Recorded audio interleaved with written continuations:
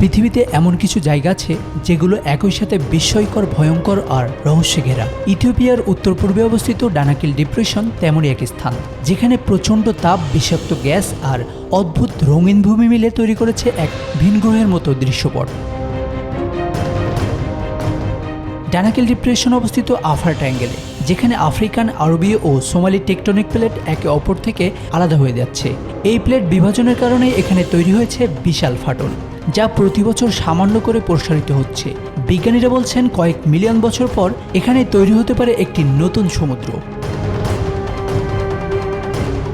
এখানকার পরিবেশ পৃথিবীর অন্য যে কোনো অঞ্চলের থেকে আলাদা। গ্রীষ্মকালে গড় তাপমাত্রা ৪৫ থেকে ৫০ ডিগ্রি সেলসিয়াস পর্যন্ত উঠে যায়। শীতকালেও দিনের বেলায় তাপমাত্রা ৩৫ ডিগ্রির নিচে নামে না। আর বৃষ্টিপাত বছরে গড়ে কয়েক মিলিমিটার, প্রায় শূন্যের কাছাকাছি। এই কারণে বিজ্ঞানীরা একে বলেন পৃথিবীর সবচেয়ে বসবাসের অযোগ্য স্থান। ডানাকিল ডিপ্রেশন আসলে এক ভূতাত্ত্বিক বিষয়ভূমি, যেখানে আছে সক্রিয় আগ্নেয়গিরি, যার মধ্যে ইরটায়ালের সবচেয়ে বিখ্যাত। এই আগ্নেয়গিরির ভিতরে রয়েছে বিশ্বের অন্যতম স্থায়ী লাভা লেক। তাছাড়া sulphur geyser, acidic hot spring আর খনিজ পদার্থের প্রতিক্রিয়ায় ভূমি ভরে উঠেছে হলুদ, সবুজ, কমলা আর লালচে রঙে। দৃশ্যটা এতটাই অদ্ভুত যে অনেকেই একে তুলনা করেন ভিন গ্রহের ল্যান্ডস্কেপের সঙ্গে। চরম প্রতিকূল পরিবেশেও এখানে টিকে আছে কিছু বিশেষ মাইক্রো অর্গানিজম, যাদের বলা হয় এক্সট্রিমোফাইল। অ্যাসিডিক পানিতে তীব্র চাপ আর বিষাক্ত গ্যাসে টিকে থাকা এসব অণুজীব মহাকাশ গবেষণায় নতুন আশা জাগিয়েছে। বিজ্ঞানীরা বলছেন মঙ্গল বা বৃহস্পতির উপগ্রহ ইউরোপায় প্রাণের অস্তিত্ব খুঁজে পেলে সেগুলো সম্ভবত ডানাকিল ডিপ্রেশনের অণুজীবের সঙ্গেই মিলে যাবে। অবিশ্বাস্য হলেও সত্য, এই কঠিন পরিবেশেও শতাব্দীর পর শতাব্দী ধরে বসবাস করে আসছে আফার উপজাতি, যাদের প্রধান জীবিকা হলো লবণ খনন। তারা লবণ ব্লকের আকারে কেটে উটের কাফেলায় দেশের বিভিন্ন স্থানে পৌঁছে দেয়। ইতিহাসবিদরা বলেন এই লবণ ব্যবসার ঐতিহ্য কয়েক হাজার বছরের পুরানো।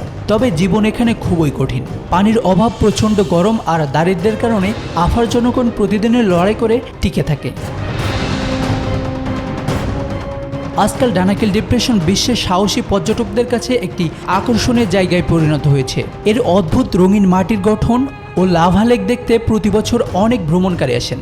তবে ভ্রমণকারীদের জন্য এটি অত্যন্ত ঝুঁকিপূর্ণ। বিষাক্ত গ্যাস, প্রচণ্ড গরম আর রাজনৈতিক অস্থিরতার কারণে এখানে সাধারণত সশস্ত্র নিরাপত্তার সঙ্গে ভ্রমণ করতে হয়। গবেষণার ক্ষেত্রেও ডানাকিল ডিপ্রেশন অত্যন্ত গুরুত্বপূর্ণ। নাসা এবং ইউরোপিয়ান স্পেস এজেন্সি নিয়মিত এখানে গবেষণা চালায়। তাদের উদ্দেশ্য চরম পরিবেশে কিভাবে প্রাণ টিকে থাকতে পারে তা বোঝা। কারণ একদিন হয়তো ঠিক এরকম পরিবেশেই আমরা ভিন গ্রহে প্রাণের সন্ধান পাব। তবে এই অঞ্চলের আরেকটি বাস্তবতা হলো রাজনৈতিক অস্থিরতা। ইরিত্রিয়ার সঙ্গে সীমান্ত উত্তেজনা, দারিদ্র্য আর কঠিন প্রাকৃতিক পরিবেশ সব মিলিয়ে এখানে জীবনযাপন ভীষণ কষ্টকর। তবুও গবেষকরা বলছেন যদি সঠিকভাবে অবকাঠামো গড়ে তোলা যায় তবে পর্যটন ও গবেষণার মাধ্যমে এটি হতে পারে আফ্রিকার বৈদেশিক আয়ের অন্যতম বড় উৎস। সব মিলিয়ে ডানাকিল ডিপ্রেশন পৃথিবীর সবচেয়ে বৈরী অথচ সবচেয়ে আকর্ষণীয় জায়গাগুলোর একটি।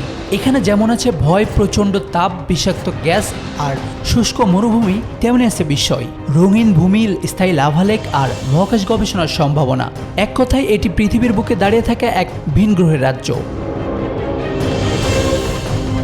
প্রশ্ন হচ্ছে আমরা কি এই রহস্যময় ভূখণ্ডের সব উত্তর খুঁজে পাবো, নাকি এটি মানবজাতির কাছে চিরকাল এক বিস্ময় হয়ে থাকবে? Bangla affairs news desk.